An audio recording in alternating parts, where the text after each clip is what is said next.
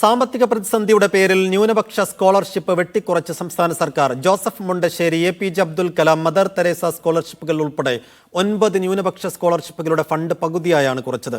ന്യൂനപക്ഷ ക്ഷേമ പദ്ധതി നടത്തിപ്പും ഇഴഞ്ഞു നീങ്ങുകയാണ്. Media one exclusive.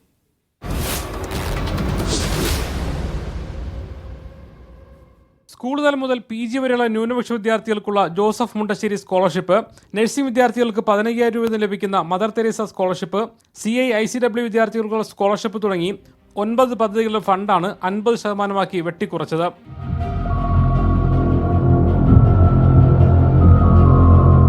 വിദേശത്ത് പഠിക്കാൻ പോകുന്ന വിദ്യാർത്ഥികൾക്ക് നൽകുന്ന ധനസഹായവും സിവിൽ സർവീസ് പരീക്ഷാ പരിശീലനം നടത്തുന്നവർക്ക് 30,000 രൂപ ലഭിക്കുന്ന പദ്ധതിയും വെട്ടിക്കുറച്ചവയിൽപ്പെടും.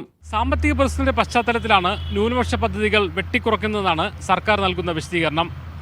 സാമ്പത്തിക പ്രതിസന്ധി വരുമ്പോൾ ആദ്യം കൈവയ്ക്കേണ്ടത് പിന്നാക്കം നിൽക്കുന്ന വിദ്യാർത്ഥികളുടെ സ്കോളർഷിപ്പിലാണോ എന്ന ചോദ്യം പ്രസക്തമാണ്. ന്യൂനപക്ഷ ക്ഷേമ വകുപ്പ് നടക്കുന്ന പദ്ധതികളുടെ നിർവഹണവും ഇഴഞ്ഞാണ് നീങ്ങുന്നത്. ആസൂത്രണ കമ്മീഷന്റെ കണക്ക് പ്രകാരം ഇതുവരെ ഈ ഇനത്തിൽ 2.69% മാത്രമേ ചിലവഴിച്ചിട്ടുള്ളൂ.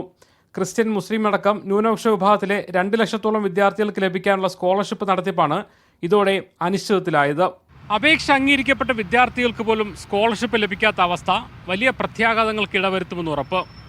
നിതിൻ ഗോപിക്കൊപ്പം മുഹമ്മദ് അസ്ലം, മീഡിയ വൺ, കോഴിക്കോട്.